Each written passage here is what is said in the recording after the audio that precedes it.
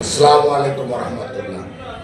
আগামী ঈদ উল আজহা শুভেচ্ছা জানাই আপনাদেরকে। ঈদ মোবারক। আপনারা সবাই সুন্দর পরিবেশ, সুন্দরভাবে আপনার পরিবার পরিজনকে নিয়ে ঈদ করুন। ঈদকে উৎসবমুখর পরিবেশ তৈরি করুন। পাশাপাশি আপনাদের কাছে সবিনয় অনুরোধ, আপনারা চলাফেরা সাবধানতা অবলম্বন করুন, যাতে একটি দুর্ঘটনা সারা জীবনের কান্না।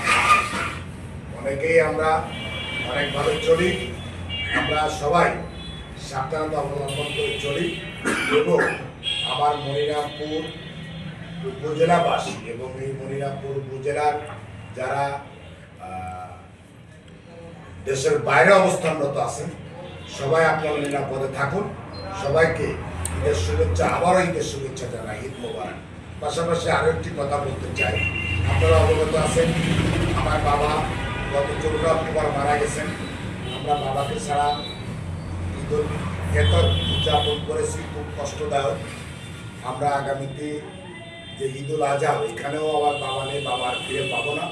তো আমার বাবার জন্য আপনাদের কাছে আমার দোয়ার দরখাস্ত রইল। আমি তার বড় সন্তান হিসেবে আমার বাবার জন্য আপনাদের কাছে দোয়া চাই। এবং আপনারা সবাই পরিবার পরিজন নিয়ে আনন্দ সহকারে ঈদ উদযাপন করুন। পরিবারকে ভালো রাখুন, পরিবারকে সাথে রাখুন। ধন্যবাদ।